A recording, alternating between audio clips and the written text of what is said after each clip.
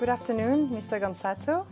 Thanks a lot for accepting this interview with Plan International's EU office. Thanks for inviting me. We're delighted to have you here. As you may know, Plan International works on children's rights, and human rights is at the foundation of all the work we do.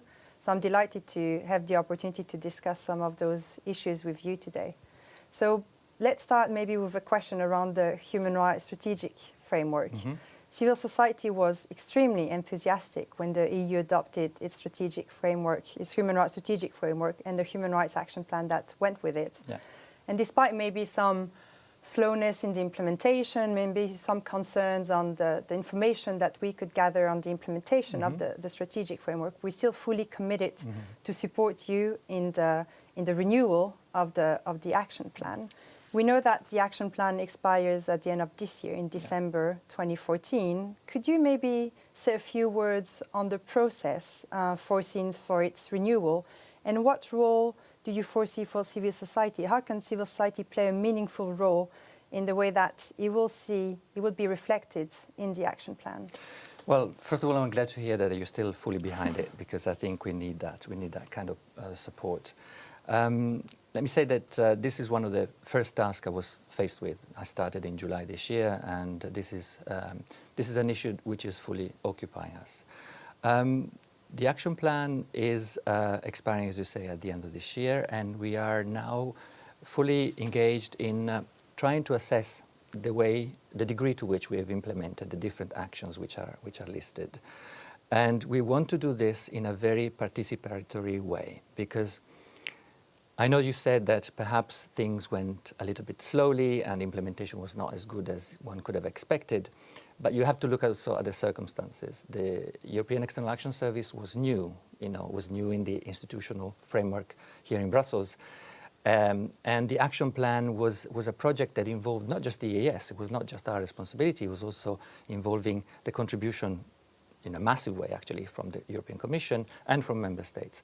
So it was difficult at the beginning for the US to make sure that we had the support and active participation of all these stakeholders, and that they felt that it was also their own responsibility to ensure that this was a success.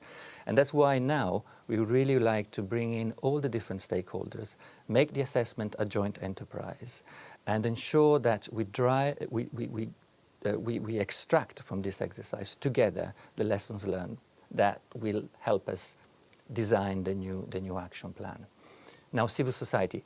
I'm told, because I wasn't there, but I've been confirmed that civil society organizations here in Brussels were involved in monitoring the implementation of the action plan throughout, since its adoption in 2012 on a regular basis. And, one of the first things I did, in fact, I wasn't even officially appointed director, was to participate in a lunch organized by some PSC ambassadors with the Troika, the so-called Troika of the Human Rights and Democracy Network, to discuss precisely this. What was their analysis of the action plan? What were the weaknesses? What were the areas where we needed to do more? So from my side, it's clear that we need your input. And my intention is that once we have completed this first round of internal assessment that we are doing jointly with the Commission, that we will turn to civil society organizations and look with them at those aspects which we need to address more strongly in the new action plan. And of course, this is also not just done here at headquarters in Brussels, but we are also trying to get input at local level through our delegations for actions which are, let's say, more rooted locally than here at headquarters. Which is, of course, very important to also engage at the local level. Indeed, yes. Now, the current action plan isn't very strong on children's rights and was rather issue or activity focused. How will you ensure that child rights feature in a more comprehensive way this time around? And just generally speaking, that the action plan as a whole is more strategic. Yeah, I mean, I'm not sure. I agree with your point that perhaps the action plan is not so strategic. I have to say that the first time I looked at it, I found that it was a little bit of a mixed bag of actions of different nature, one-off things, more medium-term to long-term strategic objectives, and therefore it needs to be reviewed in that respect. I'm not sure I agree, though, with the fact that you say that there's not enough focus on children. We have 4 actions specifically on children and 2 additional ones which are on female genital mutilation and on early and forced marriages. So there are quite a number of actions which concern specifically children and girls in particular, but one shouldn't also think that simply because they're not listed in the action plan that we are not paying sufficient attention to these issues. Particularly with a view to the next action plan, I would like to avoid the impression that the action plan is our work program.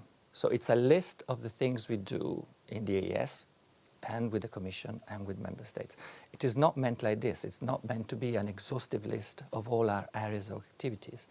It's meant to be a program of action where we try to elicit the support of Member States, Commission, other stakeholders, including the support of the European Parliament, civil society, on areas where we need to do more, where we need to have more political support, more momentum, and where we see that civil society, Parliament are keeping us accountable and they want us to achieve more and better. So now let's have a few questions around girls and women. Girls is one of PLAN's core areas of work, and in the framework of the International Day of the Girl, we've organized a European Week of Action for Girls. Yes. Despite some hard-won gain towards gender equality in the past 15 years, girls and women across the world continue to be most affected by poverty, injustice, and discrimination. And this is especially true of girls from the poorest area and from the most marginalized groups. Yet, tackling gender inequality and injustice is central to development, to poverty eradication, and will not only benefit women and girls, but even boys and men themselves. The EU has several strands of work dedicated to girls and women, apart from mainstreaming. One is the gender angle of the EU Human Rights Action Plan, and the other one is the Gender Action Plan. What is, in your opinion, the best way to make sure that we make the most of those 2 plans, the Human Rights Action Plan and the Gender Action Plan, to make sure that they don't overlap, or on the contrary, go in completely different directions? How can we really make them complementary and turn them into very 2 strategic plans? Well, look, I think what you're talking about here is generally how to ensure that what we do in the EEAS is coherent, consistent with what the Commission does, because we in a way devise and develop the policies, and they are supposed to implement them. And then bring back from the field the experience that they draw from the implementation and make us reflect on how we should maybe redesign our policies. So I don't see the danger of contradiction there, given my experience of how EEAS and DG DevCo are currently working. I know that perhaps at the beginning of our experience, relations between the 2 were not ideal, but I think I see now that we really work hand in hand in these issues. And I see the Gender Action Plan really as the translation, the implementation of certain principles which are stated in the strategic framework and which are spelled out in the action plan. So for me, the fact that the Council recently asked us to now look at the next Gender Action Plan, the 2016-2020, is really a welcome initiative, because the Council tasked both the EEAS and the Commission to do it. So it's a joint enterprise. It will be perhaps led more by DG DevCo, but with our full involvement, just like the renewal of the action plan is something which is led by us, but with a strong involvement of DG DevCo. So there are 2 faces of the same medal. And I think I'm pretty confident that the fact that they both come up for renewal now is a golden opportunity to ensure that they will be complementary and mutually supportive. Now, one last question for you. Given that the post-2015 framework is the hot topic of the coming year, we couldn't let you go without a question on this issue. Generally, we're quite happy with the various proposals on the table to include girls and women in terms of goals and targets. However, the mainstreaming across all the other goals, area levels, might be more desired.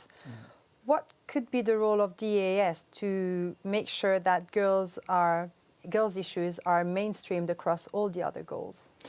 Well, look, first of all, I think we're all very pleased with the outcome of the open working group that has resulted in identifying a standalone goal for gender issues. So I think that's something that we really welcome. And as you know, this has been followed very closely by the EEAS, not directly by my directorate, but the other director in my department. So we work very closely with them, and we've been following this very, very, very closely. Of course, now our goal is to ensure that we don't satisfy ourselves with the standalone goal, but we do really make a huge effort in streamlining, in mainstreaming, gender issues also in the other goals. And I can give a very practical example. I've appointed one person in my directorate to follow specifically the negotiations in the coming months following the publication of the Secretary General's report, and that is Jivka Petkova, who is my gender advisor. So you can see from that choice that is going to be really our priority, and it was a priority that was publicized very clearly also by our current High Representative Vice President, Catherine Ashton. So we're determined to pursue that. And I would like just to finish with an anecdote.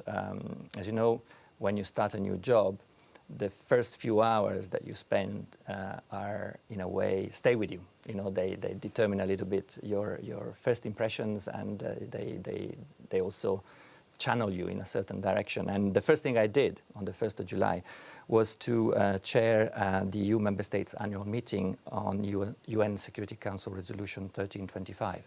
So as you can imagine, that marked the beginning of my career at the EEAS, and I think it will continue to do so. Well, thanks a lot, Thank you for Mr. having Gonzato, for the interview, for answering our questions. And I look forward to continue working with you and your team, your gender and child rights experts, so that we can continue making human rights and gender a priority in the European Union. Thanks a lot. You're welcome. Thanks. Bye-bye.